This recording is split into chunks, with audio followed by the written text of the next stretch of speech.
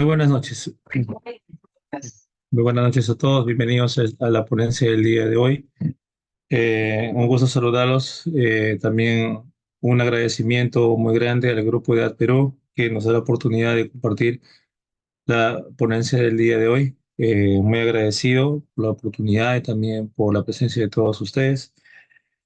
Bien, la temática del día de hoy con respecto a la capacitación, la ponencia del área de ciencias sociales como desarrollo personal va a estar muy enfocado a lo que es el desarrollo de las competencias relacionadas con la, la gestión responsable del espacio y del ambiente, así como también la convive y participa democráticamente en la búsqueda del bien común, ¿no?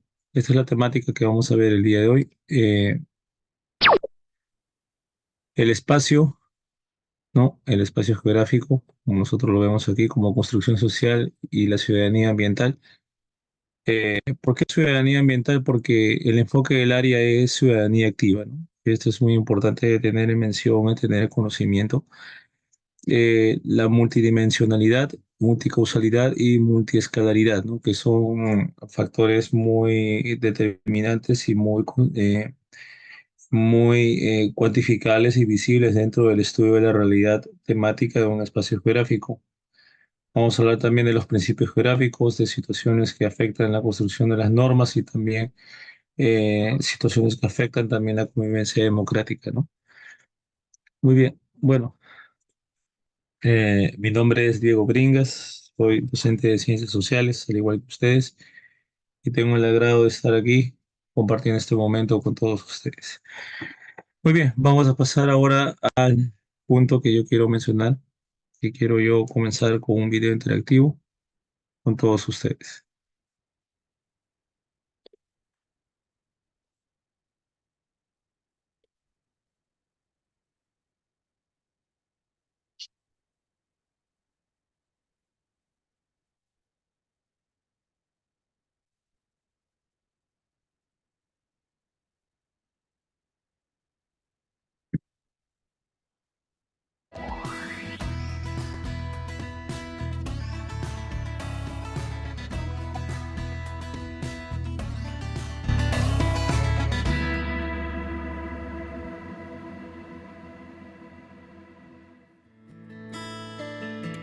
El planeta ha sido el hogar de seres humanos hace 2,5 millones de años. No obstante, el estudio de las interacciones de este con el medio se comenzó a debatir recién en torno a la segunda mitad del siglo XX. Como veremos, el espacio geográfico no siempre ha sido concebido como una construcción social. ¿Por qué ha ocurrido así? ¿Qué se ha discutido en torno a esta temática? Y en definitiva, ¿qué entendemos por una construcción social del pasado? Estas y otras preguntas serán exploradas en este video. Bienvenidos y bienvenidas. Uno de los primeros personajes de la historia en hablar de la relación entre ser humano y medio fue Friedrich Ratzel, geógrafo alemán generalmente reconocido por ser el fundador de la geografía humana a fines del siglo XIX. Hasta ese momento, medio y ser humano tendían a ser estudiados por separado. Él fue de los primeros en plantear la importancia de incorporar al ser humano en la ecuación. No obstante, lo hizo desde un prisma particular, pues intentó aplicar las leyes naturales al estudio del ser humano. Por eso se dice que era un positivista de tomo y lomo. El siglo XX va a ser un periodo fértil en el campo de la geografía, pues se comienzan a repensar las relaciones del ser humano con el planeta.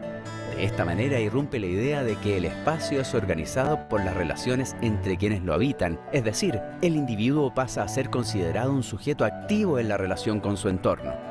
¿Cómo podríamos entender de mejor manera esta construcción social del espacio?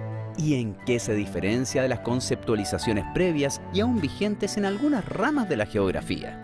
Para responder estas interrogantes vamos a realizar un ejercicio de análisis de caso de nuestro presente. En el norte grande de nuestro país, en un espacio particular, el Salar de Atacama, conviven distintos seres, desde los seres vivos microscópicos como los esclerófilos, microorganismos que viven en condiciones extremas, las llamas, los chañares, pimientos, algarrobos y los seres humanos. Dentro de estos últimos hay habitantes permanentes, como las comunidades licanantay o atacameñas, y otros intermitentes, como las empresas mineras. Si estudiamos este espacio bajo el punto de vista de su construcción social, veremos que se abre una complejidad de relaciones, fracturas, convivencias que aportan no solo a una mayor comprensión del espacio, sino que también abren posibilidades de cambio. Veamos cómo. A primera vista, el Salar de Atacama parece posar inmóvil entre la inmensidad del desierto. Atrae su belleza y los seres vivos no humanos que allí habitan. Tal es la biodiversidad que en 1990 se crea la Reserva Nacional Los Flamencos. Esto con la finalidad de proteger las especies de flora y fauna nativa. Pero alguien que piensa en el espacio como una construcción social va a ir más allá de sus características naturales y comenzará a ver todo un entramado de relaciones que a primera vista son inobservables. ¿Qué rol ha jugado el ser humano en este espacio? ¿Y cómo lo transforma? ¿En qué dimensiones de la vida ha influido y de quiénes?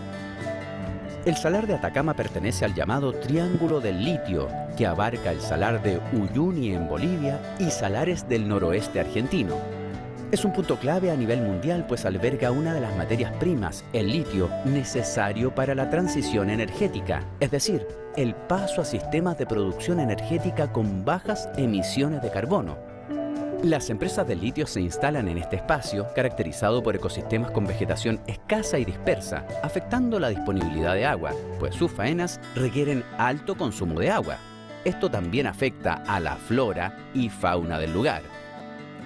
En aquellos casos donde hay un aprovechamiento económico del salar por parte de la población local, ya sea a partir de la extracción de sal, por la cría de ganado en los bordes del salar, o a través del aprovechamiento del turismo de paisajes extremos, las empresas mineras son percibidas como invasores y competidores. Este caso sirve para ilustrar y explicar cómo el espacio geográfico se construye socialmente. 1. En primer lugar, parecen haber al menos dos formas de construir socialmente el espacio geográfico del salar, ¿verdad?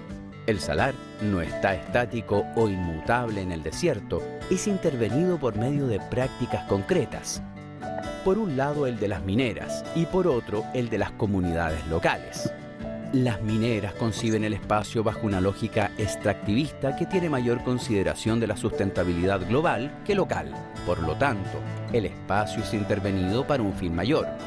Por otro lado tenemos a las comunidades locales que poseen una identidad y relación concreta con el salar, en tanto lo consideran como un ser vivo en conjunto, y este integra parte de su memoria y biografías personales, familiares y locales, y sus prácticas se traducen entonces en una protección del salar.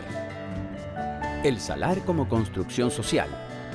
Mineras, espacio de extracción, escala global.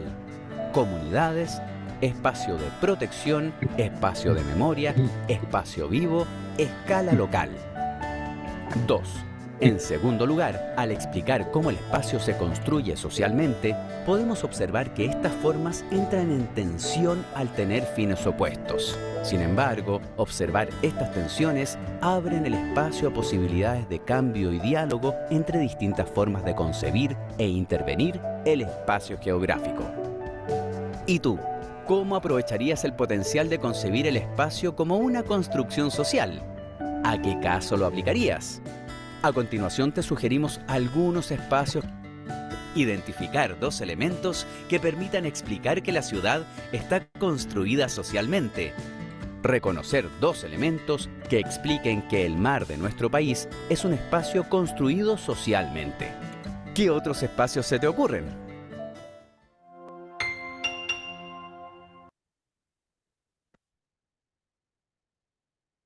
Muy bien, bueno, para entender el estudio del espacio geográfico en las competencias que estamos manejando de lo que dice el Ministerio de Educación y también sobre los estándares que pide, bueno, más que saber la ubicación geográfica, los fenómenos que ocurren, si hablamos de un nivel teórico ya más estricto, se estudia más que todo la relación del ser humano con el espacio dentro de los distintos fenómenos socioambientales que pueden suceder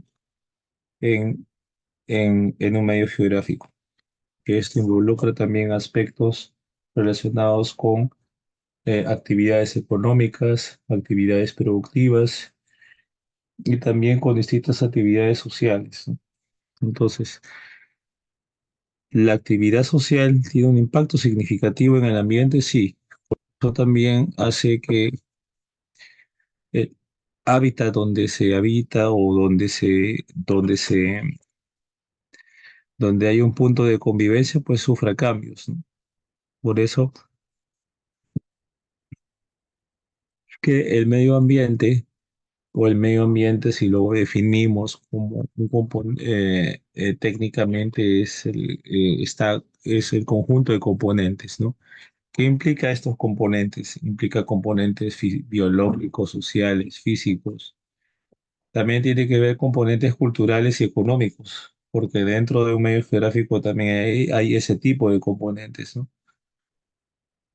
Y estos ocasionan un efecto directo o indirecto dentro del ambiente. Puede ser a largo o a corto plazo sobre los seres vivos y sobre el espacio terrestre. Desde el punto de vista humano, humanístico, se refiere al entorno o a todas aquellas situaciones que afectan las condiciones y circunstancias de vida de las personas. También comprende valores naturales, también comprende aspectos sociales, también eh, influye mucho eh, aspectos culturales que van a tener una influencia determinada en la vida del ser humano y de otras generaciones.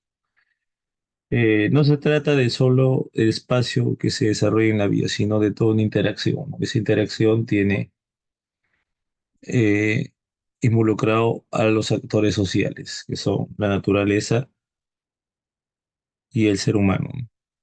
Muy bien. Por eso, si hablamos de una generación cultural o de una ciudadanía cultural, una ciudadanía cultural ambiental o de la cultura ambiental, ¿no? Se involucra a las familias, a las empresas, a las organizaciones y también a las instituciones de educativo. Muy bien. También involucra a otros agentes sociales. Por eso se llama ciudadanía ambiental.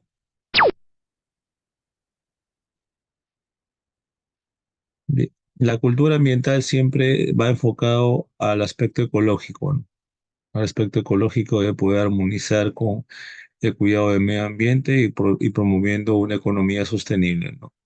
Una ecología sostenible, ¿no? Por ejemplo, el mejor uso del combustible o la mejor gestión del espacio para poder conservar el hábitat de los seres vivos, ¿no?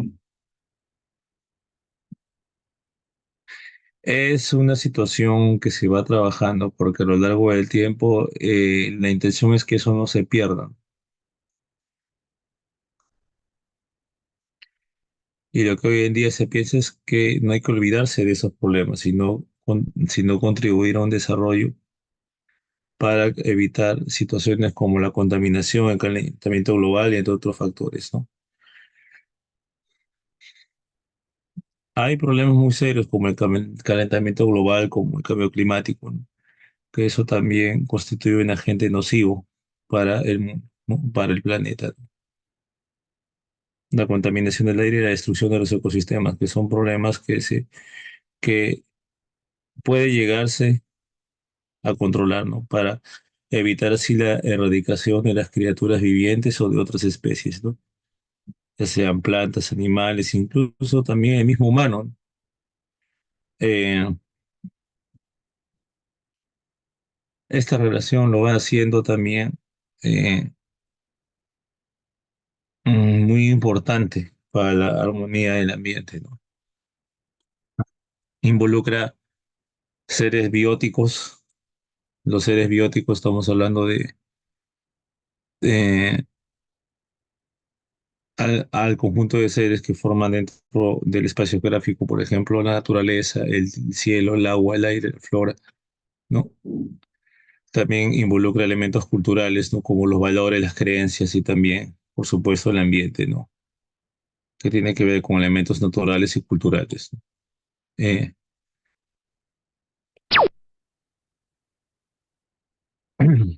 a ver, ¿qué es lo que, qué es lo que aporta la educación ciudadana ambiental?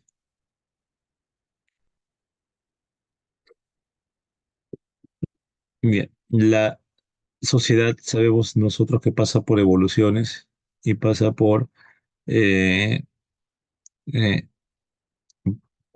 pasa por procesos de adaptación y procesos de cambio, ¿no?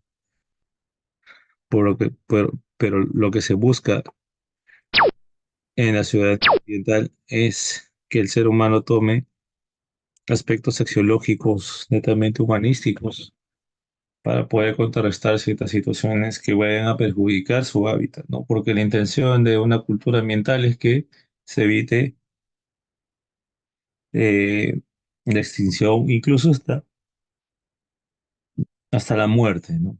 La muerte de otros seres vivos, incluso también del mismo ser humano, si es que no toman las medidas adecuadas, ¿no? Primero que se tome conciencia. Tomar conciencia es partir de la reflexión, porque el hecho de tomar conciencia también sensibiliza a las personas a adquirir mayor esta capacidad, ¿no? De sensibilizarse y tomar conciencia sobre el ambiente y poder ver los problemas conexos que involucran a ese tipo eh, de situaciones que vulneren el medio ambiente, ¿no? Por eso que es muy importante ponerle casos o casuísticas a los estudiantes para que justamente ellos despierten una conciencia ambiental. Esa conciencia ambiental pues debe ser armónica. Debe también estar ligado al conocimiento, ¿no? Ellos deben de tener una comprensión básica de la totalidad del ambiente, ¿no? De los problemas conexos que hay en una determinada sociedad. ¿Por qué ocurre esto? Porque no se puede tomar medidas de corrección ambiental si es que no se conoce el contexto, no se conoce la realidad, ¿no? Y esa es función también de los especialistas, de la humanidad misma, que los debe llevar a una responsabilidad crítica, ¿no? Una de las capacidades del área de ciencias sociales en la competencia gestiona responsablemente los recursos económicos, hay una capacidad que se llama justamente, eh, que se llama toma acciones de conciencia ambiental. Entonces, eso también es importantísimo y también es valioso dentro de ese aspecto, dentro de esa determinación, ¿no? Bueno, veamos el siguiente punto que yo quiero mencionar con ustedes, las actitudes, ¿no? Actitudes. También ayuda a las personas también a adquirir valores sociales, y de tener un interés profundo sobre lo que pasa en el ambiente, para impulsar así una conducta adecuada y propulsar la protección y mejoramiento del ambiente, ¿no? Eso es lo que se quiere, eh, generar acciones de protección local y global, ¿no?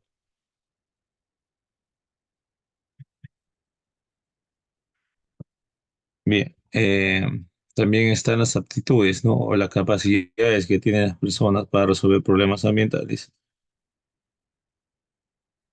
y la capacidad de evaluación.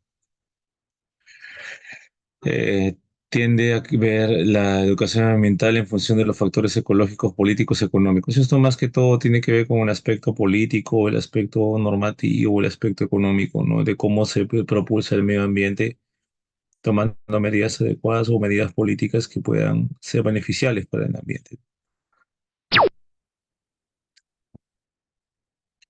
Por eso el espacio o la concepción del espacio de acuerdo a esta competencia nos lleva a la reflexión y la interacción que tienen las relaciones sociales con el entorno físico, ¿no? Porque ¿quién es el que modifica los entornos sociales? ¿O quién es el que modifica los entornos físicos? Son los agentes sociales, ¿no? personas.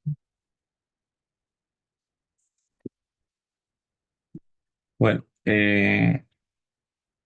dentro de ese aspecto, también vamos a ver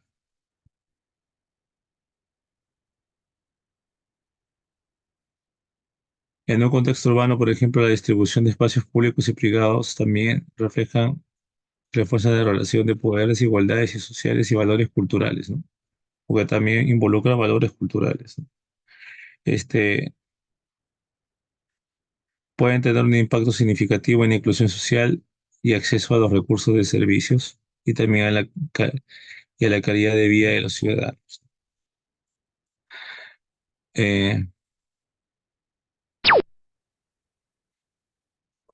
por eso también la construcción social, también, perdón, ahí está, implica la creación de lugares de encuentro, identidad y comunidad. Bueno, eso ya es con respecto a la identidad cultural que tiene una persona con respecto a su espacio geográfico, eso también es indudablemente forma parte también de la gestión del medio ambiente. Los parques, las cafeterías, las plazas o todo, los espacios físicos también, ¿no? Que sirven como punto de experiencias y construcción de relaciones sociales más amenas, ¿no? Más consistentes, ¿no? Entender el espacio geográfico es una construcción, como construcción social, ¿no? Eso invita también a analizar situaciones subyacentes, o sea, que van coexistiendo y que van teniendo una relación muy estrecha, ¿no? También a reconocer el papel activo que tenemos los seres humanos en la configuración del espacio geográfico, porque somos agente activo de espacio geográfico, ¿no? Eh,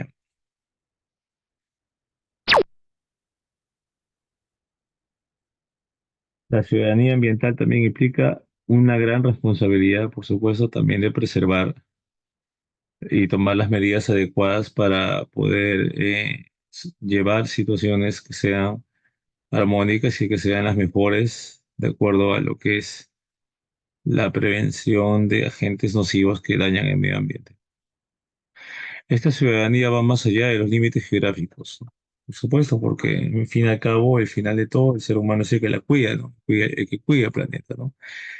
Eh, de- eh, eh, Esto le da la promoción de la equidad y la sostenibilidad, o sea, sostenibilidad es que se sostenga, y equidad ambiental, o sea, que hay una igualdad de condiciones e interacción de oportunidades de desarrollo. En última instancia, siempre comprende, eh, implica la comprensión y valoración del espacio como una construcción social, ¿no? Porque el ser humano se ve comprometido para un futuro justo y sostenible en el tiempo, ¿no? Y eso también lo va haciendo especial, ¿no?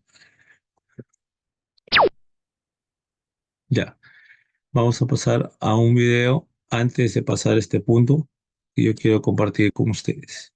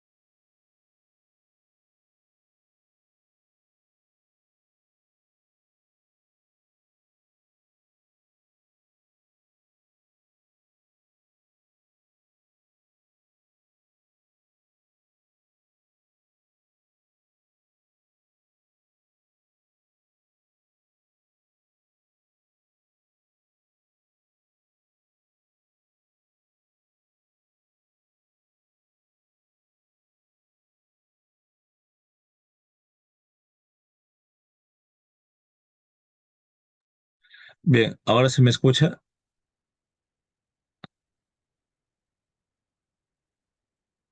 Bien, ahora se me escucha. Ya, correcto, sí, ya. Correcto, sí, ahí hemos tenido un problema con el audio, pero ya estamos aquí. Bien, vamos a hablar sobre la multidimensionalidad nuevamente. Este, ¿A qué hace referencia este término? Este término se refiere a la idea de estudiar los fenómenos y procesos sociales que afectan en un mismo entorno. Esto se analiza más que todo en casos donde se analiza un problema social ocurrido en un medio ambiente, ¿no? Por ejemplo, los problemas mineros, los problemas socioambientales, eh, tienen distintas causas y distintos factores que influyen, ¿no? Por ejemplo, influyen factores económicos, influyen factores culturales, influyen factores políticos, también influyen factores demográficos, ¿no? Por ejemplo, sabemos nosotros que las zonas mineras han sido habitadas por población nativa o población que tiene ese sentido de pertenencia, ¿no? Ese ha sido una batalla muy grande entre las empresas que se dedican a ese rubro, al rubro minero, con las poblaciones nativas. Eso constituye también un problema geográfico ambiental. Los aspectos demográficos también influyen, ¿no? ¿En qué sentido influyen? Porque los aspectos demográficos también forman parte de un cambio social. Por ejemplo, la emigración y o la falta de población en un lugar, ¿no? Por ejemplo, de las tres macro regiones. Me gusta decir macro regiones porque nosotros sabemos que el estudio de las regiones del Perú básicamente lo estudiamos en tres teorías, ¿no? La tradicional, que es costa, sierra y selva, conocido como macrorregión. La tesis de Javier Pulgar Vidal, con los 8 pisos altitudinales, que nosotros sabemos bien que son las 8 regiones, y las 11 ecorregiones planteado por Antonio Brand. Entonces, si hablamos de macrorregiones, que es la distribución más, que es la distribución más importante, que fue la primera y una de las más importantes, ¿no? ¿Cuál es la región más poblada en nuestro país, ¿no? Esa macrorregión, la costa, la sierra o la selva.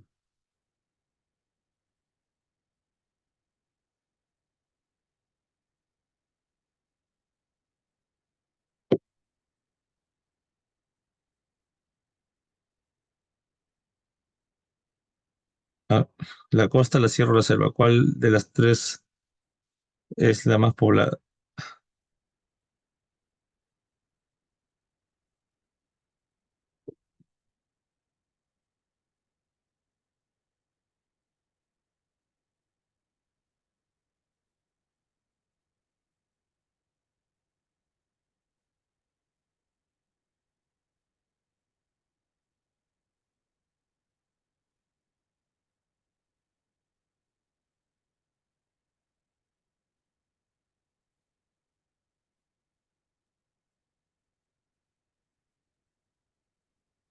Evidentemente que la más poblada es la costa. La costa es la más poblada. Bueno, luego sigue la sierra, y luego sigue la selva. A pesar que la selva tiene una dimensión territorial más grande, más amplia y con, con una, con una, un gran ecosistema, es la menos poblada. Se debe a estos factores también. En el siguiente punto también está la multicausalidad. O sea, causalidad quiere decir, viene de causas, ¿no? Y siempre la causa es la manera más fácil de poder entender por qué ocurren las cosas. En lugar de buscar una única causa, se puede también evidenciar y explicar más causas, ¿no? reconociendo que hay una contribución e influencias que también afectan al medio ambiente, a un espacio geográfico, ¿no? Para esto para tomarlo como un ejemplo, ¿no? Un conflicto armado. Un conflicto armado no solamente es una tensión étnica, no solamente hay desigualdades, no solamente hay intereses económicos, sino también puede tener efectos coyunturales, ¿no? Puede tener efectos en nuestros países vecinos, puede tener efectos en la economía, pero también tiene una diversidad de causas, ¿no? Y eso puede desencadenarse con situaciones vulnerables, ¿no? Para estudiar el espacio geográfico y sus fenómenos sociales, no basta con saber una causa.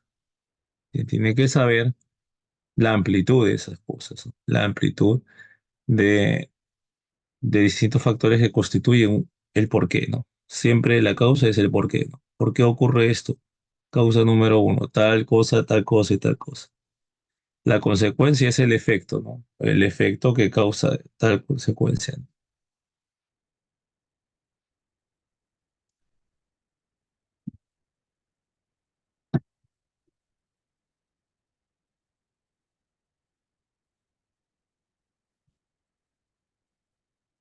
Muy bien. Bueno, entonces, también hay la multiescalabilidad. O sea, quiere decir que afecta a distintas escalas, a la escala nacional, regional o global. Y esto depende mucho de la trascendencia que tenga el efecto del fenómeno geográfico que se estudia, ¿no? Por ejemplo, el cambio climático. El cambio climático, si hablamos de cambio climático, quiere decir de que hay un efecto que puede ocurrir a nivel mundial, a nivel nacional o a nivel regional, ¿no? El calentamiento global, por ejemplo, el calentamiento global genera o no genera un efecto mundial.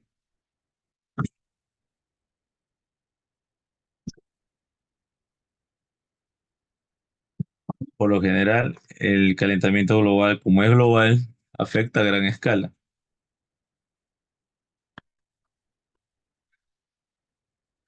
La estación que estamos viviendo, eh, eh, porque no se ve o no se ve lo suficiente de cómo se desarrollan las cosas, ¿no? Entonces, este, bajo este criterio, es importante determinarlo, ¿no? Es importante saberlo, ¿no? Este,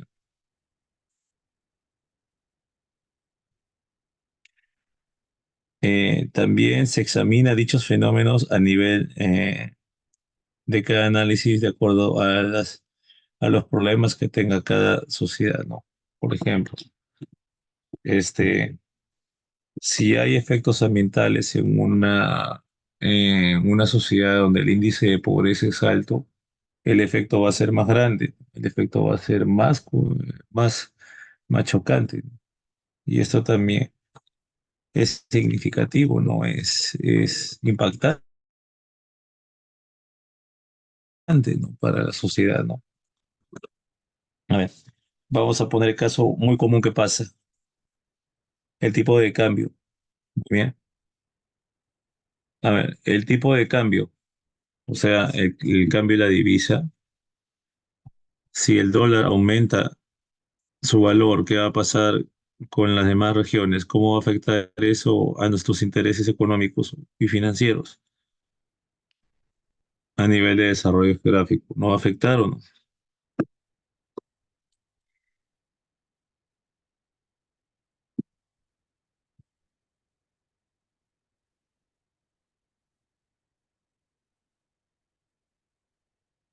Claro que va a afectar, ¿no? Porque eso va a tener un efecto secundario en la distribución de bienes y también en la situación ambiental que se ve, ¿no? Ahora, este, el consumismo o la cultura consumista. Sabemos que el consumismo tiene un efecto negativo en el ambiente, eso nosotros lo sabemos porque genera más contaminación, cuando el consumismo se realiza a gran escala, ¿no? Al estudiar, eh, Al estudiar el cambio climático podemos analizar sus impactos en todas las comunidades, ¿no? Locales, internacionales, también esto tiene también, así como sus consecuencias en los fenómenos meteorológicos, ¿no? Porque un fenómeno meteorológico produce una alteración en el relieve terrestre. Recuerden ustedes, meteoro viene de meteorización, la meteorización, que es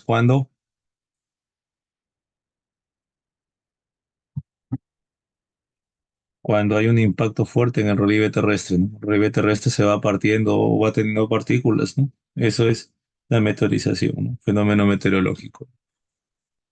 Eh, Bien, bueno, vamos a ver. Nosotros sabemos que somos un país altamente sísmico, eso lo sabemos. Pero también tenemos aguas frías y aguas calientes, debido a dos corrientes, ¿no? La corriente del Niño y la corriente de Humboldt. Muy bien. ¿Va a producir eso un efecto grande en la calidad ambiental o en la calidad de la vida de la población? ¿Sí o no?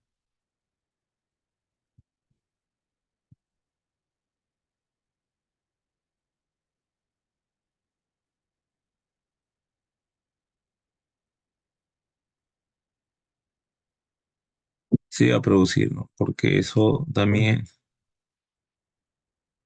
influye, ¿no? Sí va a producir un cambio, ¿no? Y eso también va a influenciar a escala nacional, ¿no? Ya que siendo el Perú un país muy tectónico, muy sísmico, produce que varias partes del país o varias zonas del país pues estén preparados para esa situación.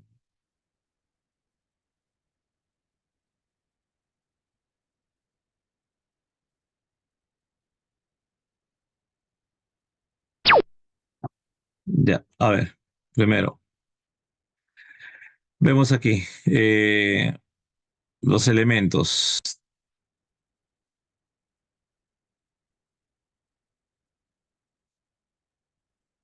Ya, ahora se ve mi pantalla, creo que se detuvo por un momento. Ya, a ver, lo que explica esta competencia es que cómo se entiende o cómo se identifica los elementos geográficos, ¿no? Esto es importante. Así como también cómo se interrelacionan, o sea, interrelación, o sea, se van interactuando, van teniendo un efecto de interacción en al estudio del espacio geográfico. No solamente es las características y los fenómenos geográficos, sino también los problemas que suceden dentro del espacio geográfico, ¿no? También reconociendo sus dimensiones, analizando los efectos que tiene según distintas escalas, ¿no? También se evalúa los problemas ambientales y cómo estos se pueden solucionar. También se ve el nivel de riesgo que hay, ¿no? Frente a los desastres, frente a situaciones vulnerables. También se analizan los distintos tipos de fuentes, ¿no? Esto también es importante, ¿no? Que el estudiante pueda analizar fuentes, pueda analizar instrumentos, analizar información, ¿no? Que eso también desarrolla su habilidad de comprender el espacio, ¿no?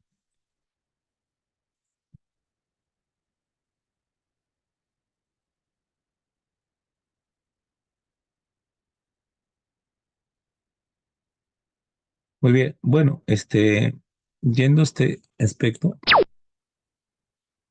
vamos a ver cuáles son los principios geográficos.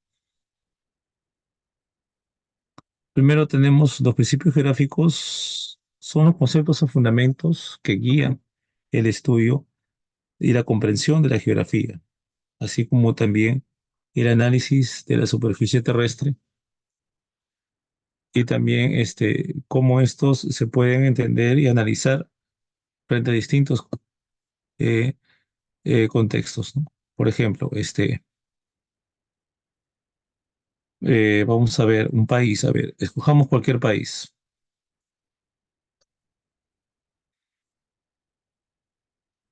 Brasil, por ejemplo. Brasil. A ver, ¿ustedes tienen alguna idea de cómo era el territorio de Brasil a inicio del siglo XIX?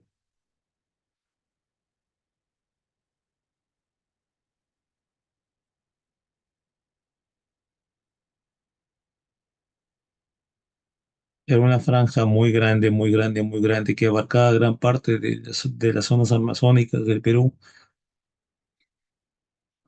Con el tiempo esa distancia se fue moderando, sin embargo, el Perú, si lo comparamos con la época de hoy, pues su trapezo amazónico es importante, pero a nivel de dimensiones, a nivel eh, del tamaño que tiene, pues ha tenido una reducción significativa, ¿no?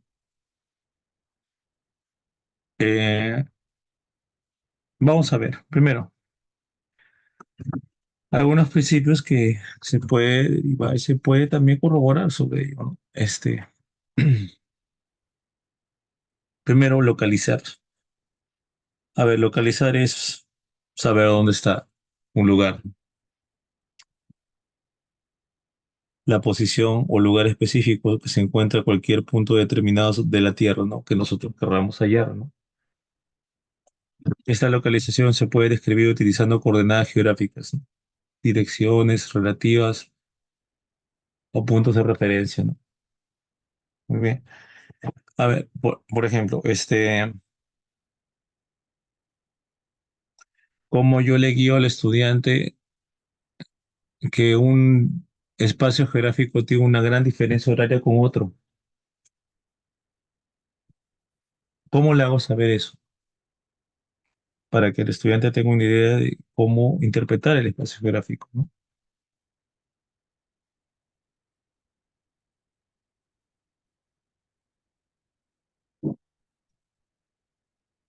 A ver, ¿cuáles son las dos medidas que se manejan en los sistemas de coordenadas? Hay dos medidas que se manejan.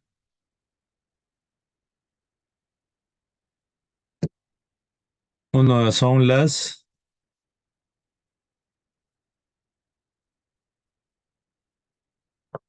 a ver, primero están las latitudes. Muy bien. ¿Qué es la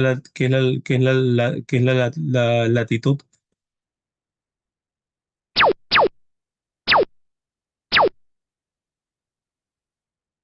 La latitud, como dice su nombre, latitud.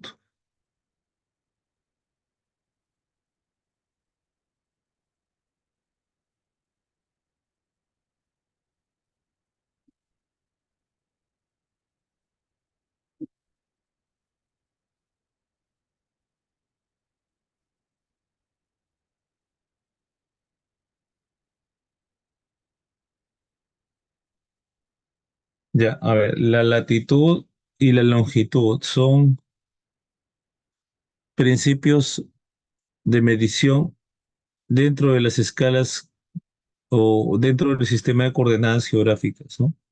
Cartográficas, ¿no?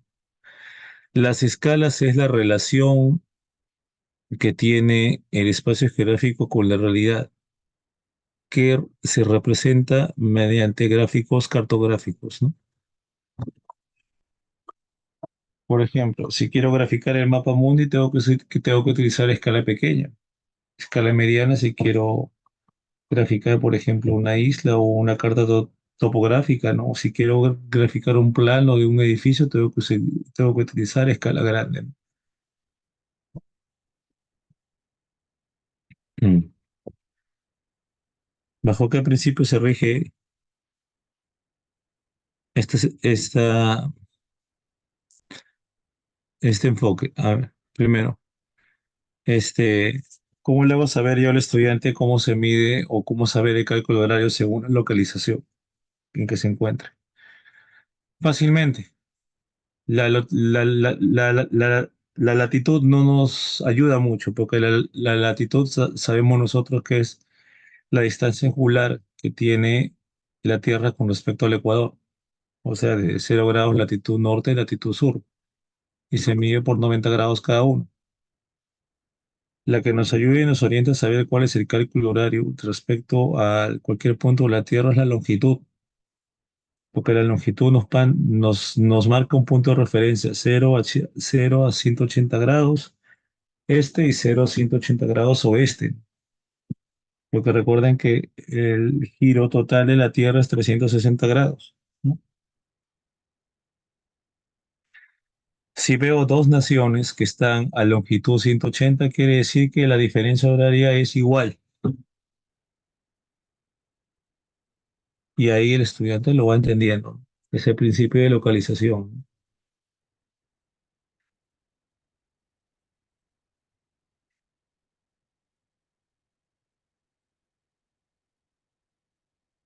Muy bien, ¿se entiende hasta aquí? ¿Tienen alguna duda, alguna pregunta?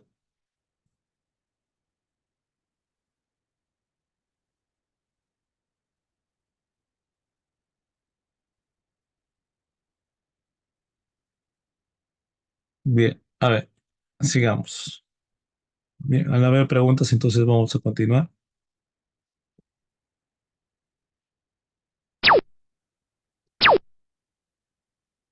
El espacio.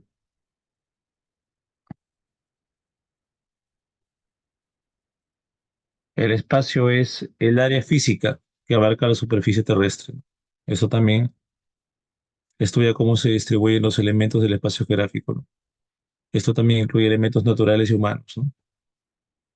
Por ejemplo, el espacio, ¿no? Por ejemplo, el espacio aéreo, el espacio terrestre, el espacio marítimo, los distritos, etcétera, ¿no? Que también son espacios geográficos determinados y clarificados, ¿no? A ver, tenemos la relación, o sea, la interacción que tienen los distintos fenómenos geográficos, ¿no? Por ejemplo, el clima, la vegetación, la población, la economía, todos interactúan bajo una relación, ¿no?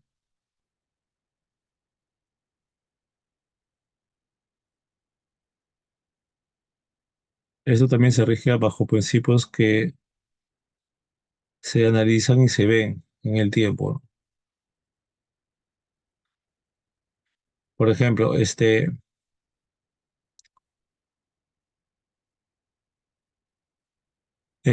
ver, pensemos.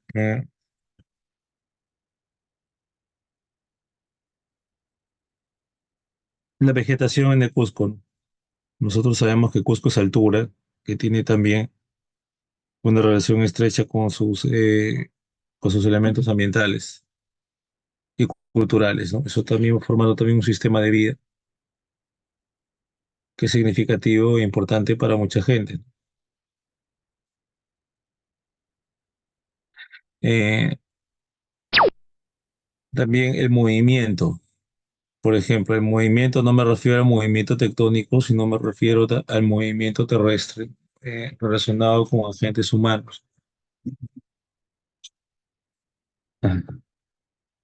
Por ejemplo, las migraciones o los aspectos demográficos que involucran un contexto.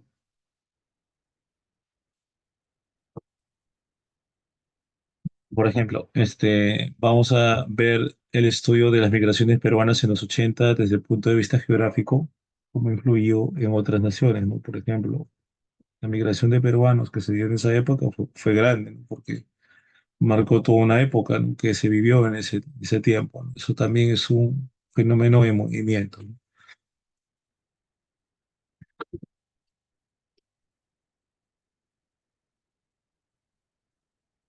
¿Qué más podemos destacar de aquí? La región, un área definida por características similares, culturales, económicas o políticas, ¿no? Y que tiene similitudes y patrones de proceso de espacio. Muy bien, esto también le hace también único y también lo hace muy relacional, ¿no? Entre la población y su medio ambiente. La interacción humana, es decir, la acción humana que se genera en el ambiente. A esta interacción humana se refiere al trabajo y a las cosas que realiza el ser humano. Por ejemplo, el campesino. Ahora, próximamente, en este mes de junio que viene, después del Día de la Bandera, viene la conmemoración al Día del Campesino. La labor del campesino tiene un efecto en el medio ambiente,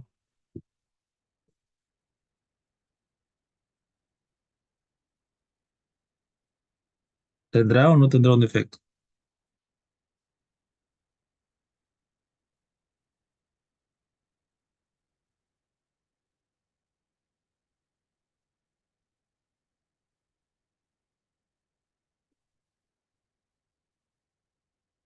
Claro que sí lo tiene. Y mire, y tiene mucho que ver porque el efecto que tiene, el efecto que tiene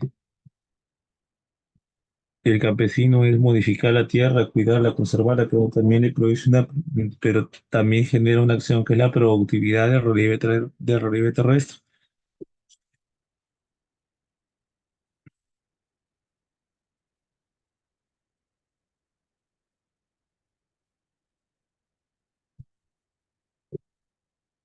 Bien, la geografía analiza cómo las acciones humanas, como la agricultura, la urbanización, incluso la industrialización, pueden tener un efecto sobre el ambiente y sobre la calidad de vida de la gente, ¿no?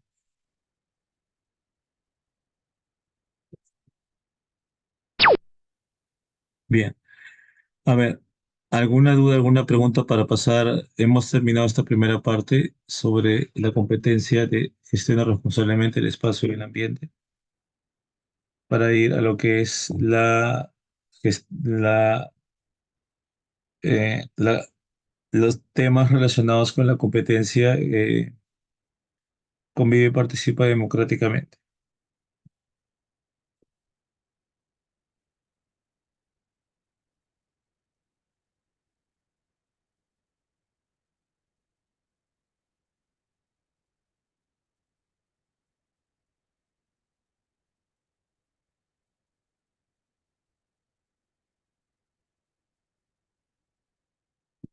Muy bien, bueno, entonces vamos a ver, antes de pasar a este punto, vamos a ver la construcción de normas, ¿no? Que es el siguiente aspecto que voy a tratar con ustedes.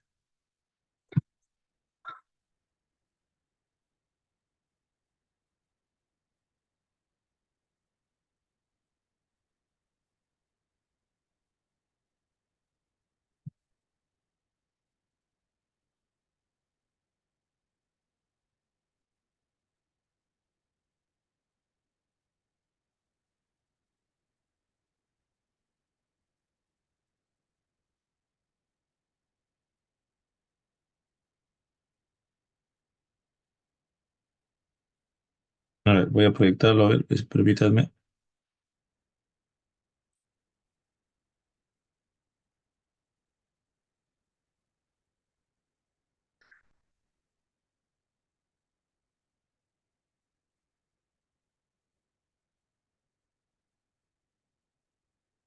Hola estudiantes. Soy Brian Pérez de Enseñanza y Herramientas Digitales. En este video, pues en cada momento o situación estamos adecuando nuestra conducta al cumplimiento de alguna norma.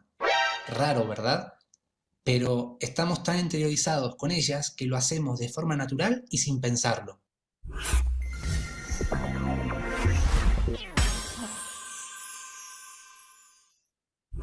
Las normas forman parte de nuestra vida diaria. La palabra proviene del latín norma y se refiere a una escuadra, aquel instrumento de medición utilizado para verificar los ángulos rectos. De hecho, podemos asociarlas con una idea de rectitud esperada en la conducta de las personas, dado que son una serie de modelos, patrones, reglas, ejemplos y criterios que seguimos o debemos seguir en los diversos aspectos de una comunidad humana. Para nuestras clases nos será útil conocer la siguiente definición. Una norma es una regla general sobre el modo de comportarse o de hacer algo. Ejemplos: realizar una tarea siguiendo tal o cual consigna escolar. Cumplir con ciertas reglas en un trabajo. Un chofer de autobús debe conocer y respetar las normas de tránsito. Cuando practicamos un deporte, respetamos las distintas reglas del mismo. En el fútbol no tocamos la pelota con la mano, salvo excepciones. Cuando escribimos, respetamos una serie de normas para que nuestros textos tengan mayor sentido y para evitar las faltas de ortografía. Existen tantas normas que intentar contarlas todas sería imposible. Sin embargo, a lo largo de tu vida has aprendido e interiorizado una gran cantidad de ellas, de tu familia, de tu escuela, incluso de tus amigos, y seguirás aprendiendo muchas otras conviviendo en sociedad. Ahora que nos percatamos de su presencia, analizaremos su función. ¿Te has preguntado alguna vez para qué sirven las normas? Existen para garantizar una convivencia en un marco de respeto, siendo que establecen cierto orden, es decir, cumplen una función reguladora del comportamiento humano. Veamos algunos ejemplos. Hacemos fila en la parada del autobús para respetar el orden de llegada de cada persona. Sabemos que cada uno de nosotros tiene que formarse detrás del último o la última en llegar. En la escuela formamos al ingresar. Entramos y salimos de las aulas de forma ordenada cuando suena el timbre. Utilizamos elementos de protección o vestimentas particulares en las materias de taller. En todas estas situaciones estás aplicando normas que regulan nuestra conducta. 2. Definen o delimitan situaciones, conductas o acciones. Las normas nos marcan las posibilidades o límites de nuestras acciones en diferentes situaciones. Por ejemplo, pensá en el fútbol, que como todo deporte es una actividad sumamente reglamentada. Su reglamento especifica aquellas acciones o conductas que se consideran inaceptables dentro del juego. Si un jugador comete actos violentos o intenta ganar una ventaja injusta, adelantándose más de lo que tiene permitido, el árbitro lo sancionará mediante la amonestación o la expulsión. A través de la sanción, el árbitro está marcando los límites que imponen las normas, teniendo en cuenta lo que está permitido hacer y lo que está prohibido hacer. 3. Agilizan acciones cotidianas. Al convivir con un gran número de personas, se crean determinadas regularidades en el comportamiento de las mismas, es decir, que ciertas conductas se repiten frecuentemente.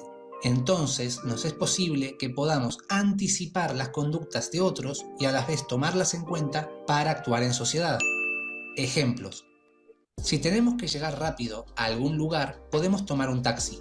Sabemos que el conductor nos transporta al lugar que le pidamos a cambio de que le paguemos una tarifa por su servicio. Podemos viajar tranquilos porque sabemos que el conductor tiene que respetar las normas de tránsito, por lo tanto el viaje será más seguro. Cuando entramos a una tienda y tomamos ciertos productos, se sobreentiende que nuestra intención es comprarlos. De hecho, nos formamos en caja y aguardamos nuestro turno para pagar e irnos. De esta forma, seguro que puedes pensar otras situaciones de la vida cotidiana donde existe una conducta esperada de los demás, hecho que agiliza muchas acciones del día a día. Es decir, nos permiten acelerar actividades y ahorrar tiempo. Si no existieran las normas, imagina el tiempo que ocuparía ponerse a discutir cada aspecto de cada situación al momento de realizar una actividad. Cada compra tomaría horas, perderíamos el metro o el autobús frecuentemente y no habría orden ni certeza en nada. Nos sería imposible compartir espacios públicos o llevarnos bien entre nosotros. Ahora que comprendés qué es una norma y para qué sirve, te invito a que veas el próximo video que explica los tipos de normas. Espero que esta información te sea útil. Si querés apoyarme, A ver, las normas en cuanto a su estricto concepto son aquellos elementos y caminos, ¿no? Y que constituye todo un proceso. ¿Para qué? Para que dentro de la codificación mental del ser humano pueda actuar y pueda tomar acciones de acuerdo a lo que el ser humano percibe, de acuerdo a su concepción de bondad y maldad, ¿no? Porque recuerden ustedes que para unas personas es bueno algo y para otras personas es malo algo. Eso es una realidad y hay que reconocerlo, ¿no? Hay que saberlo, ¿no? Eh, la construcción de normas es un proceso social mediante el cual se establecen reglas, valores y comportamientos que son aceptados, pero también que son eh, que son también especificados dentro de un contexto social, ¿no? Puede ocurrir en diferentes situaciones, en diferentes contextos, pero también involucra a varias personas, a varios mecanismos también, a toda una población. ¿Cómo se hace la construcción de normas? Si vamos al aspecto normativo, aspecto más legislativo, ¿no? Jurídico, es la legitimación. Estas normas tienden a ser aceptadas porque ellos o las personas lo ponen como un aspecto más legítimo y que son justas para poder moderar a la sociedad. Esta legitimación puede provenir de distintas fuentes, ¿no? Por ejemplo, de una tradición cultural, de una tradición política, etcétera.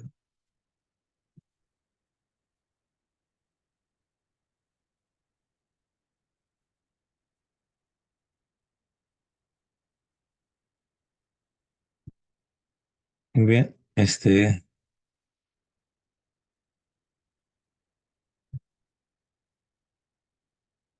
entonces, de acuerdo a esto,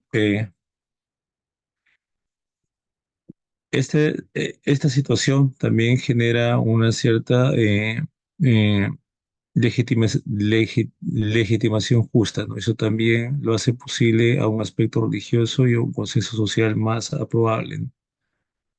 Ahora, una vez que se pone la legitimación, eh, las normas son creadas y establecidas formalmente a través de procesos legislativos, ¿no?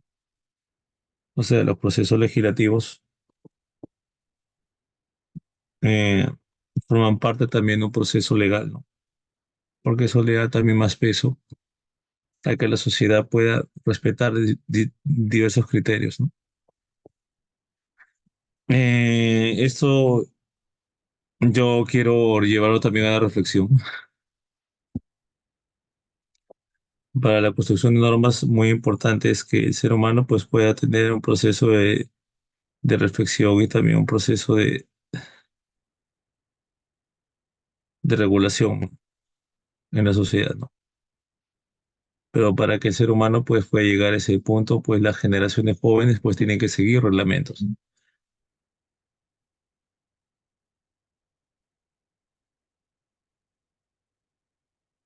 Eh,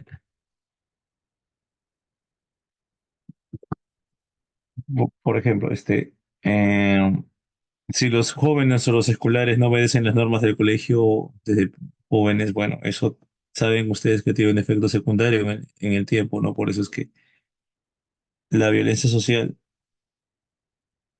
tiene distintas causas, ¿no? Tiene una causa familiar, tiene una causa también dentro del contexto más íntimo, o también tiene otro factor que es o que la escuela no tiene el apoyo suficiente, ¿no? Eso ya son temas ya que, que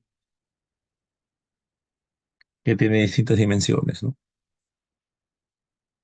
Entonces, bajo esa concepción también eh, se puede explicar, ¿no? Por qué es importante respetar los procesos legislativos, ¿no?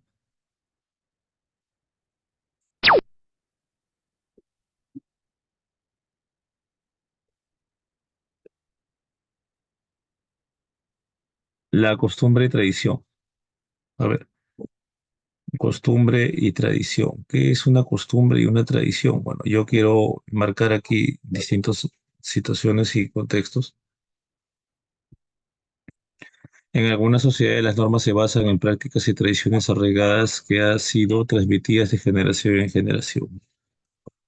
Eh, las normas, de acuerdo a un contexto, también pueden ser normadas por costumbre y tradición. Esto ocurre mayormente en poblaciones nativas y tiene un impacto en el comportamiento social y también tiene eh, cierto criterio ideológico también, porque una ideología se forma a través de un sistema de pensamientos que constituye una concepción de la realidad. Bien, hay otras normas que también, negociación y consenso. Ya esta es la última instancia cuando se llega a últimas instancias en una comunidad educativa o una comunidad nativa, ¿no? Este proceso puede involucrar discusiones, deliberaciones sobre asuntos públicos, ¿no? O sea, asuntos que involucren a la sociedad en asuntos públicos, compromisos que puedan ser aceptados por todos, ¿no? Lo ideal es que sean aceptados por todos, ¿no? Ya que vivimos en una sociedad en democracia, ¿no? Eh, Muy bien. Presión social. A ver, presión social. A ver, presión social y conformidad. La presión social puede influir en la conformidad de las normas establecidas. Eso es cierto. Ya sea a través de recompensas por cumplirlas o sanciones por violarlas. ¿Qué quiere decir esto? La presión social puede influir en la conformidad de las normas establecidas. Por ejemplo, las presiones sociales pueden, pueden significar también el rótulo de los comportamientos sociales. No rótulo, sino algo que pueda afectar la convivencia, ¿no? O la percepción de las cosas. Esto puede ser motivado por el deseo de pertenecer a un grupo, ¿no? O evitar un conflicto o también buscar aprobación social. La, la presión social o conformidad ocurre mayormente en las generaciones jóvenes, ¿no? Y eso también es importante saber. Bien, los cambios sociales y culturales no son estáticos y pueden cambiar con el tiempo, ¿no? Eso también es importante, ¿no? Saber, porque estos movimientos sociales pueden constituir desafíos existentes, ¿no? Y que da lugar a la creación de nuevas normas, ¿no? Y estas normas son aplicables y son observables y son corroborables, ¿no? La construcción de normas es un proceso dinámico,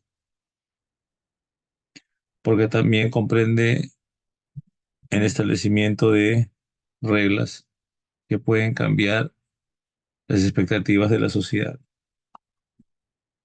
Muy bien. Eh, Bien. ¿Qué recomendaciones se hace para que los estudiantes puedan alcanzar de aceptar las normas? Primero, hay que involucrar al estudiante a que las normas se puedan comunicar, incluso hasta crear en caso, claro, que sea más diplomático, pero siempre y cuando corresponda al bien. Por ejemplo, no es que uno diga todos los días recreo, ¿no? En el caso hipotético, ¿no? Puede haber un caso, ¿no? De que un estudiante te manifieste de esa forma, ¿no? Dependiendo mucho de la circunstancia y el momento, pero no es que va a ser aplicable, ¿no? Sino que tiene que corresponder al bien común y al bien de las personas también. En lugar de imponer las normas de convivencia del aula a los estudiantes, es recomendable involucrarlos en la creación de la misma. Esto permitiría sentirse parte de un proceso y sentirse más propensos a seguirlas. Esto es cierto, porque la imposición, la obligación, no siempre funciona. Y eso es cierto, porque tiene que seguir mecanismos, tienen que seguir reglas, ¿no? Claro que los jóvenes les enseñan comportamientos éticos, pero también a seguir las reglas, ¿no? Pero también que ellos se sientan importantes también en del establecimiento de reglas, ¿no? Hay que establecer claridad en las normas y que sean concisas, ¿no? Sean claras, consistentes para que se pueda entender más fácil.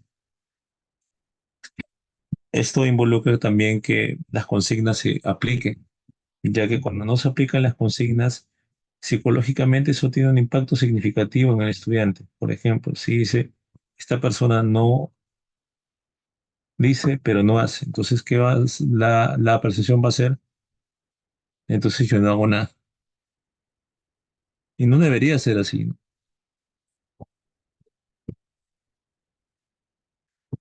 Para eso está el compromiso, la palabra. Enseñar las consecuencias de no seguir normas, eso es importante. Que los jóvenes sean conscientes de lo que pasa, ¿no? De esta manera estarán más motivados y estarán más predispuestos a cumplir, ¿no? Decirle las consecuencias, no decirles, si tú no haces esta norma te va a pasar esto, esto y lo otro, no, sino que decirle técnicamente qué consecuencias puede ocurrir, va a pasar esto, esto y esto. Una forma educativa, formativa, y eso va a ser más receptivo para los jóvenes, ¿no? Adaptar las normas a la edad y necesidades de los estudiantes. Bueno, eso también es importante, ¿no? Porque depende de las edades y también depende el ciclo de vida donde estén las personas, ¿no? En qué momento están las personas, ¿no? A ver, bueno, entonces, situaciones que afectan la convivencia democrática. A ver, vamos a verlo aquí. Eh, Voy a pasarles, antes de ello, antes de pasar a este punto, a un video interactivo de este punto que vamos a ver.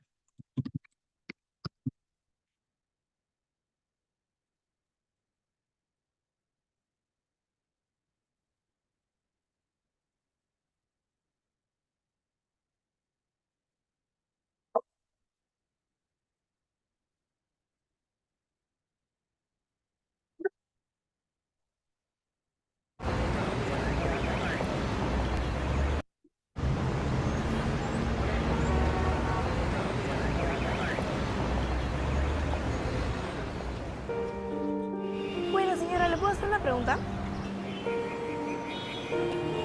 Hola, ¿te puedo hacer una pregunta? ¿Cuál crees que es el principal problema del país? La educación. Seguridad ciudadana. La sociedad entera. ¿Cuál creen que es el principal problema del Perú? La corrupción. La corrupción. ¿Cuál problema? El desorden. Corrupción. Corrupción. Buenos días, ¿le puedo hacer una pregunta? Yo creo que es la violencia civil. Inseguridad ciudadana. La delincuencia. No, ahorita la delincuencia.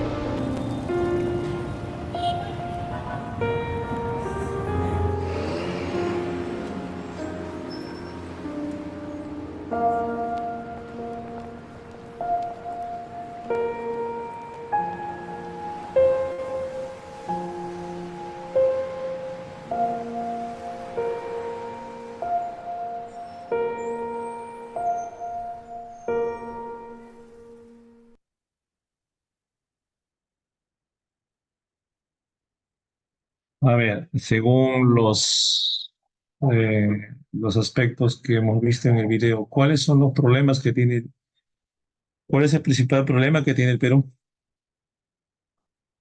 ¿Cuál es? ¿O qué creen ustedes que es los principales problemas que tiene el país? ¿O cuál es el principal problema que es el origen de todo?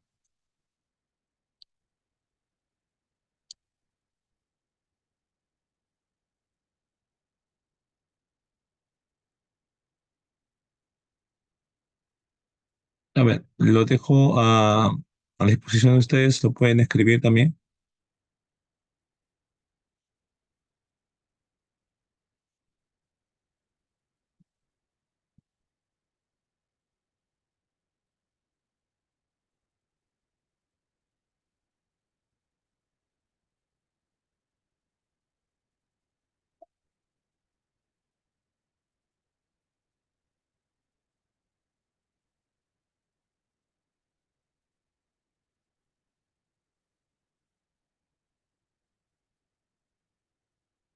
Ya, a ver,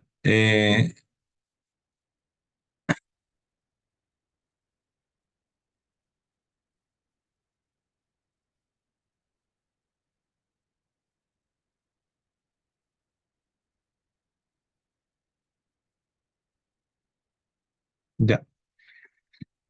Miren, el problema que tiene el país, bueno, espero que yo compartir esta opinión con ustedes también. Yo creo que una de las cosas o uno de los principales problemas que tiene el país es la educación. No estoy hablando solamente del sistema, o sea, no estoy hablando solamente a nivel macro en nuestro país. Lo que me refiero es que hay más cosas que uno debe pues saber, ¿no? Porque la educación no solamente es a nivel de escuelas, a nivel de instituciones. Somos un país con gran potencial. Somos un país donde hay buenas escuelas, donde hay hay grandes universidades. La dificultad que hay es con respecto a la diversificación y a la descentralización y preocupación con el dolor de mi alma lo digo porque yo me siento peruano y yo soy peruano y amo mi país. Como muchos de ustedes también amamos al Perú. Es eh, eh, la falta de inversión económica, podría decirlo así también, porque esos son efectos que también causa la corrupción también. Yo creo que si la educación fuera más, esté más alcanzable, esté más diversificado, esté más descentralizado y esté también a la vanguardia de de la conciencia social, los problemas de violencia, los problemas también de embarazos precoces, como hemos visto en el video, ¿no? O las situaciones que se dan así, eso se reduciría, ¿no? Yo creo que eso también es importantísimo, ¿no? De poder corroborar, ¿no? O de poder decir, manifestar. Bueno, ¿qué factores afectan la convivencia democrática? Bueno, primero, uno de los males que ha atacado a nuestro país por tanto tiempo ha sido la corrupción. Siempre la corrupción trajo efectos negativos en nuestro país, en general, en todo lo que ha generado este tipo de mal, ¿no? Eh, la corrupción socava los principios democráticos, pero también debilita la confianza de las instituciones, porque eso es cierto, ¿no? Cuando hay corrupción la gente no cree, y es natural, ¿no? La gente no cree. Y eso también es importante conocer, ¿no?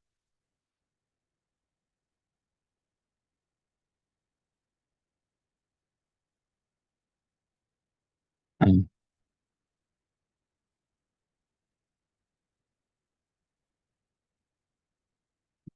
Entonces, eso también genera desconfianza, genera también incertidumbre en la población, ¿no? Otro aspecto también es la desigualdad económica y social, ¿no? Eso también se debe a distintos prejuicios, prejuicios también que rompen la armonía social, ¿no? Porque eso puede sobacar la equidad y la representatividad de la democracia, ¿no? Porque la democracia es que todo esté bajo una comunicación efectiva y que todas las personas caminen a un mismo horizonte. Cuando cierto grupo social no tiene acceso o tiene una desproporción a las oportunidades de poder hacer algo por nuestro país, ¿no? Eso también hay marginación, y la participación se vuelve también disfuncional. Por eso la exclusión, la discriminación, pues no debe ser aceptado en ningún punto de vista, ¿no? Eso es importante saber.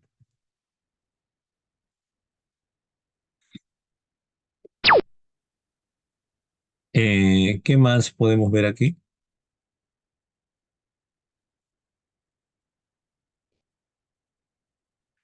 También tenemos lo que es la polarización política. Bueno, nosotros sabemos que somos un país polarizado, eso es cierto, porque tenemos distinta inclinación por alguna ideología o tendencia política, ¿no? Eso está demostrado también. Ha estado demostrado a través de los últimos 20 años de historia que hemos tenido, de tantas elecciones. porque ustedes compartirán mi opinión también. No hemos tenido elecciones tan continuas en estos últimos, por lo menos estos últimos 10 años, historia del Perú que hemos tenido. Ha habido cambios presidenciales en tiempos muy cortos. No solo cambios presidenciales, sino también de gabinetes, de ministros, y eso también.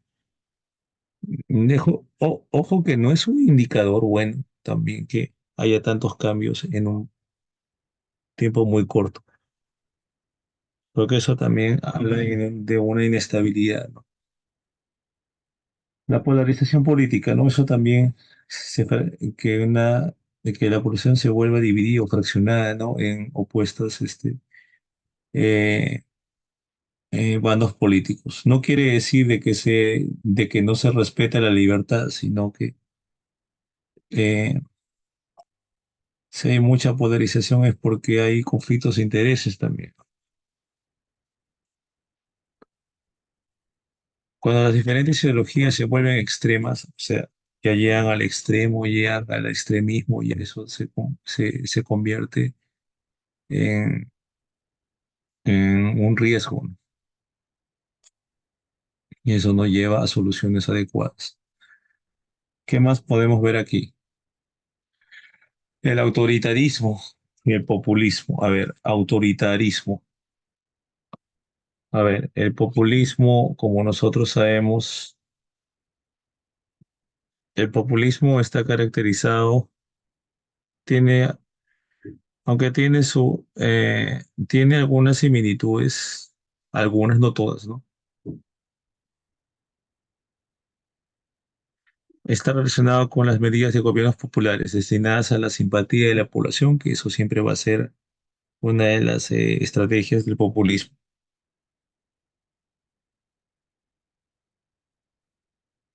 Y toma medidas un poco más radicales, incluso contrarias al sistema democrático.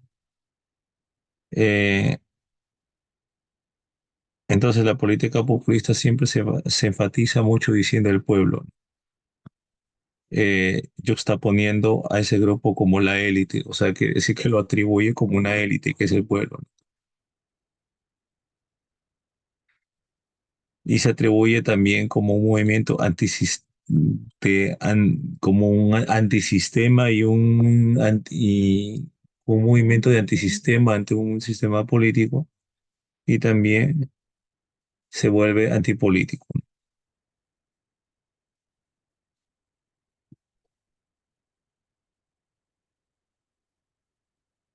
Bueno, el autoritarismo pues genera una amenaza en la convivencia democrática, en las divisiones democráticas y los derechos civiles. Eso también se puede utilizar para tácticas antidemocráticas, ¿no? Como la represión también, detener la oposición, ¿no? En el cual no se convierte pues en una democracia, sino se vuelve un debilitamiento de la sociedad y eso constituye pues que haya situaciones de vulnerabilidad para la población, ¿no? Para la población. A ver, permítanme, por favor.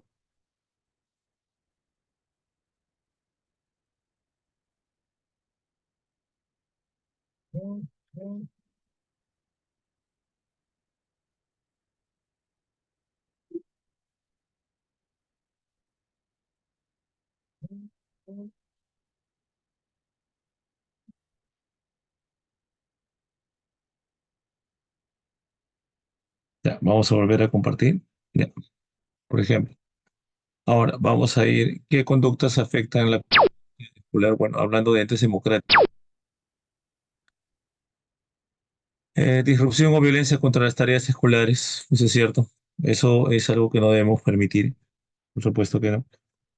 Si un estudiante,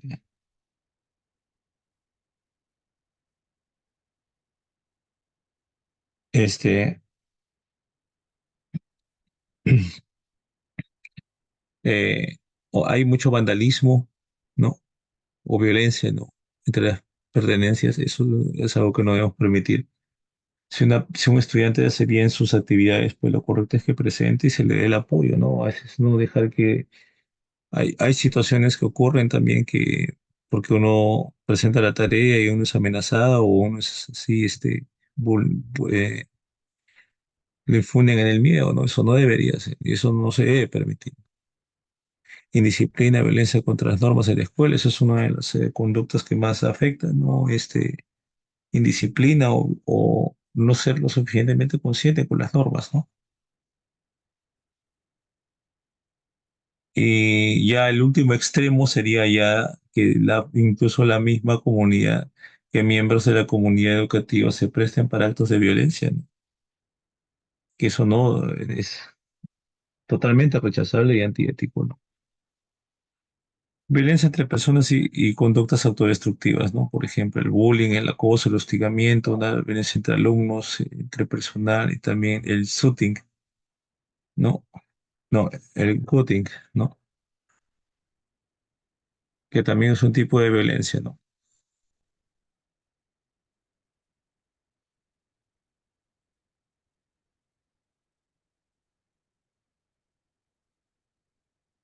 Claro, el cutting es un tipo de violencia caracterizado también, según la psicología, de lastimarse el propio cuerpo, ¿no? Y eso también es derivable, y eso también se debe ya a un estudio más psicológico, ¿no? Trastornos alimenticios o ideas suicidas, ¿no? Eso también es peligroso, ¿no? Eso también, como educadores, creo que también lo vamos a pasar y vamos a pasar por casos así. Y lo importante es estar preparados y conscientes de que el estudiante o los estudiantes merecen tener una ayuda posible, ¿no? Bueno, crisis económica y sociales. Bueno, eso también es un factor que afecta a la democracia, ¿no? Porque las crisis económicas se ocasionan por tensiones políticas muy marcadas, ¿no? Eso puede aumentar la desconfianza en las instituciones democráticas y alimentar el apoyo a soluciones políticas y radicales, ¿no? Eso también es importante saberlo y conocerlo. Deterioro de la libertad de prensa, eso ya es un extremismo total, ¿no? Esto ha pasado muchas veces en nuestro país, en los gobiernos que hemos tenido, en el oncenio, en el gobierno de las Fuerzas Armadas, entre otros periodos que hemos tenido a lo largo de nuestra historia, ¿no? Porque la libertad de expresión es un pilar fundamental para la democracia. Libertad de expresión, eso también constituye una garantía de rendición de cuentas y un debate público, ¿no? Para que la sociedad esté informada, ¿no? Y que pueda conocer, pues, en qué lugar está parado, en qué contexto está parado. Eso también es importante, ¿no?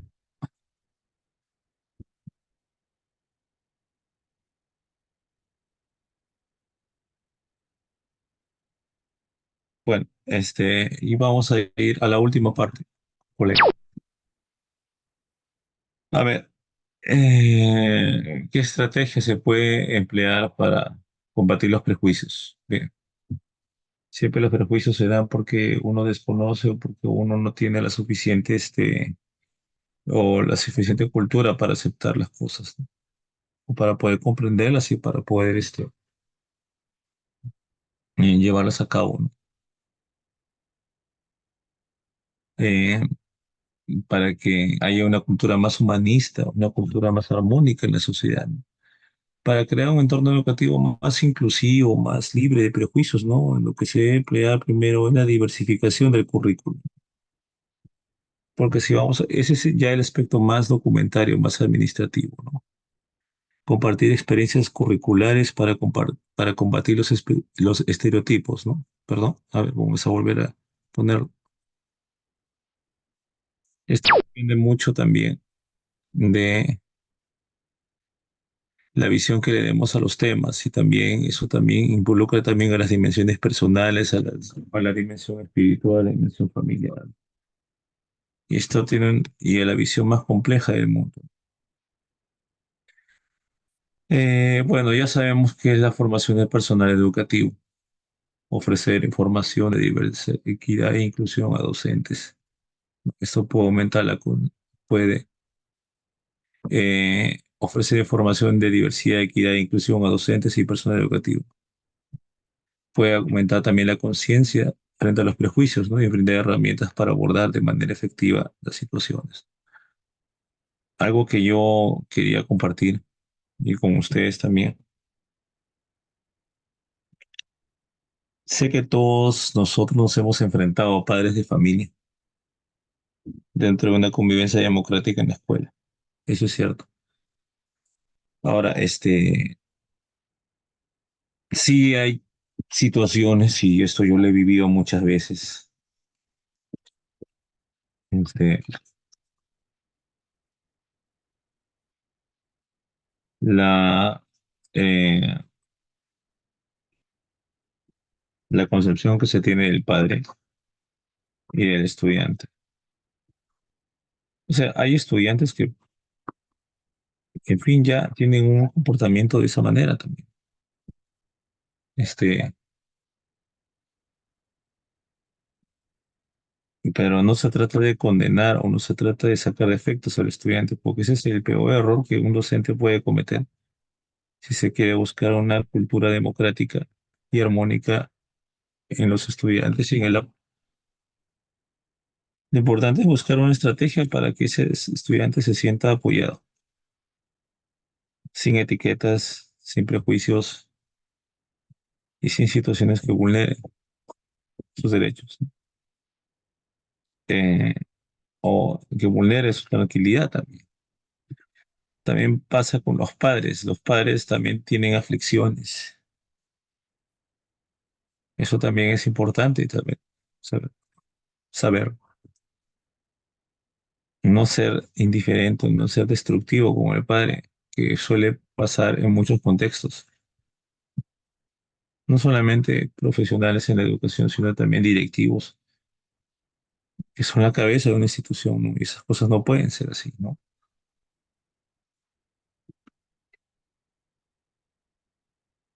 Sino también eso también busca también abordar ciertos aspectos importantes para la vida profesional y para la formación profesional, pero también para aumentar la conciencia, para combatir los prejuicios y poder tener una sociedad con una escucha más activa, ¿no? Promoción de una discusión abierta, ¿no? Fomentar un diálogo abierto, siempre respetuoso, sobre temas relacionados con la diversidad y los prejuicios, ¿no? Para ayudar a comprender y poder cuestionar sobre dichos estereotipos y dichas cosas que hay,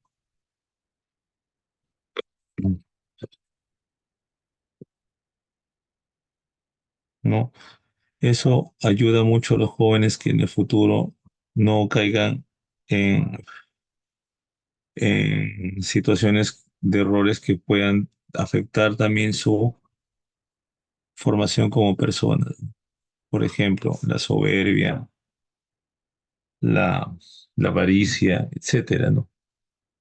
Porque esos errores también se cometen por tentaciones que se presentan en la vida y también por falta de experiencia. Entendamos que también los jóvenes están en un proceso de aprendizaje y que ellos van a vivir un montón de cosas, ¿no? Y eso también es importante también conocerlo y también poder este, llevarlo a cabo, ¿no? Los estereotipos, ¿por qué existen? Porque hay muchos prejuicios y porque hay concepciones que se han formado de otras generaciones y han sido transmitidas, ¿no? Bueno, políticas y normas claras, ¿no? Esto es importante que las políticas sean claras para que se evite todo tipo de discriminación, todo tipo de acoso, todo tipo de anomalía que cause nocividad a la población y que cause también daño. Entonces, eso también es aplicable y eso también es entendible.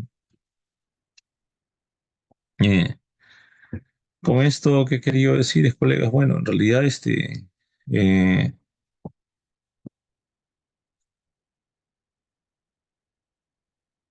eh, toda situación que vulnere la democracia tiene que estar enmarcado a que la sociedad, empezando por nuestros jóvenes, ¿no? Siendo nosotros como modelo para ellos, prepararlos para poder afrontar estas situaciones. y así no haya problemas futuros que puedan vulnerar sus derechos, ¿no? Y eso es importante enseñar a los jóvenes, ¿no? Bien. Bueno, a ver, vamos a ver el siguiente, el último video del día de hoy. He querido hacer esta ponencia con más videos para que sea así más realista, ¿no?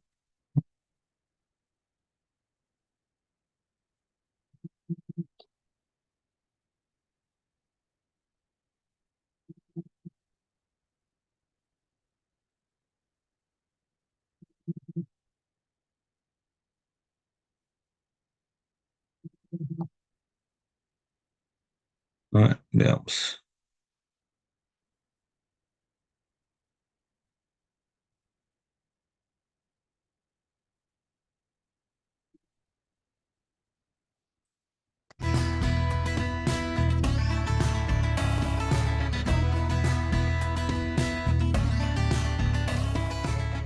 Para que un país sea estable, pacífico y próspero, será necesario que su sistema político funcione o goce de buena salud. La democracia se construye no solo con las instituciones, sino que con la ciudadanía. Y es esta relación la que tiene que desarrollarse plenamente. Para que ocurra esto, tanto las instituciones, es decir, el gobierno, el Congreso Nacional, el Poder Judicial, las policías, entre otras, tienen que garantizar algunos elementos que son importantes para que la ciudadanía tenga confianza y se involucren verdaderamente en los fenómenos públicos de una nación. Sin embargo, este es un problema. Probablemente ya te habrás dado cuenta que la democracia tiene algunos fenómenos que no permiten que esta relación se desarrolle de buena manera, como por ejemplo, la violencia, la corrupción, la desafección política, la desigualdad, entre otros.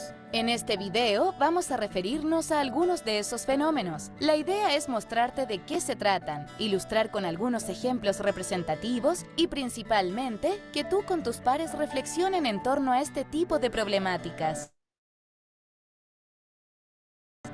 ¿Cuáles son los fenómenos que dificultan el pleno desarrollo de la democracia? Uno de los principales problemas que tiene actualmente la democracia, y sobre todo en nuestro país, es la desigualdad. La desigualdad se puede entender de muchas maneras. Existen desigualdades por muchos motivos, pero en general, las desigualdades producen efectos negativos cuando quienes son parte de aquellas son discriminados y pierden el acceso a algún lugar, posición, beneficio o privilegio. Por ejemplo, una desigualdad muy clara es con respecto al rol de la mujer en el trabajo. Según el Informe Mundial de Desarrollo Humano, el Programa de las Naciones Unidas para el Desarrollo, PNUD, el PIB per cápita del hombre casi duplica al de la mujer. El PNUD calcula el índice de desigualdad de género, según la salud reproductiva, el empoderamiento y la actividad económica. Esta desigualdad provoca descontento y, sobre todo, desconfianza hacia las instituciones tanto privadas como públicas. Además de la desigualdad de género, existe la desigualdad social, que está relacionada con los ingresos salariales y sobre todo con las oportunidades de desarrollo para las personas. En una década, el país logró reducir sustancialmente la pobreza por ingresos. Si en 2006 el 29,1% de quienes vivían en el país estaban en situación de pobreza, esta cifra bajó a 8,6% en 2017 según la encuesta de caracterización socioeconómica CACEN. Sin embargo, la desigualdad no ha seguido el mismo curso. Si en 2006 la diferencia de ingresos del trabajo entre el 10% más rico y el 10% más pobre era de 30,8 veces, en 2017 el 10% más rico ganaba 39,1 veces más que el decil más pobre, según la encuesta CACEN. Esto, a su vez, genera desconfianza en el sistema democrático, ya que no ha logrado canalizar estas problemáticas. Y la desigualdad sigue en aumento. Esto, además, no es sano, porque provoca frustración en las posibilidades de movilidad social de la ciudadanía. Un segundo fenómeno que no ayuda al buen funcionamiento del sistema democrático es la corrupción. Como tal, la corrupción es hacer trampa para obtener un beneficio. Esta se puede dar entre personas, como también entre representantes, instituciones y empresas privadas. En ese sentido, la corrupción es un fenómeno que está fundado en la relación entre el interés público y el interés privado o personal. Lastimosamente, en Chile, la percepción y los casos de corrupción han aumentado. En este fenómeno hay muchas instituciones que se ven implicadas, tanto públicas como privadas. Han ocurrido sobornos, colusiones, concesiones directas, leyes que fueron propuestas por empresas privadas, como el caso de la ley de pesca, entre varias otras anomalías. Las consecuencias de la corrupción son bastante claras y tienen que ver con la pérdida de confianza entre los ciudadanos y entre las personas y las instituciones públicas o privadas.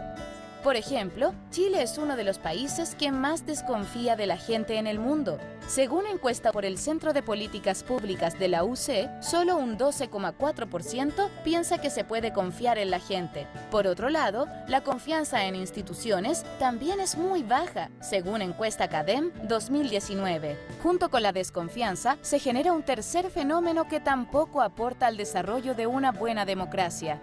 Este es la desafección política. Este fenómeno tiene relación con el poco involucramiento en los procesos que suceden a nivel público y que involucran a todos quienes compartimos un país, región, comuna, barrio, etc.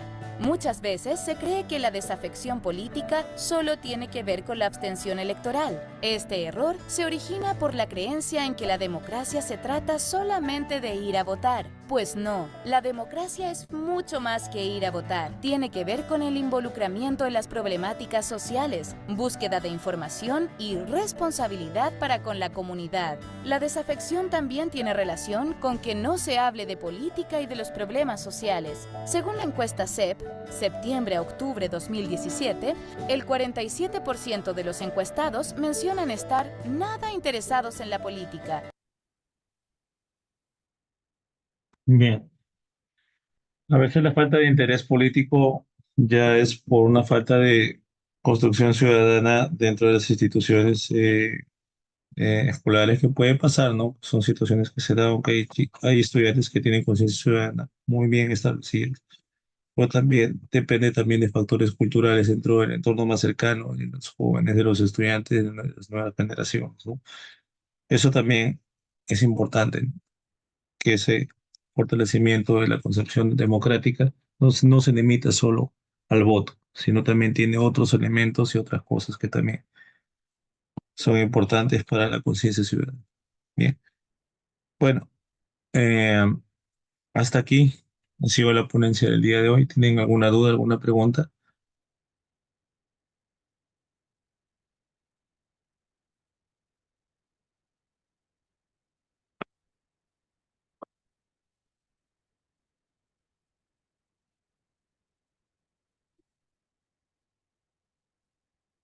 Muy bien, bueno, entonces, bueno, un gusto estar aquí con ustedes esta noche, este día. Muy agradecido por la presencia de cada uno de ustedes. Para mí ha sido muy especial poder compartir este momento con todos. Eh, y bueno, desearles el mayor de los éxitos en esta semana. Mucha bendición para sus hogares, para cada uno de ustedes. Y conmigo será hasta el domingo, el primer domingo de junio, que será el 2 de junio. Muy bien, bendiciones para todos y muchísimas gracias por todo.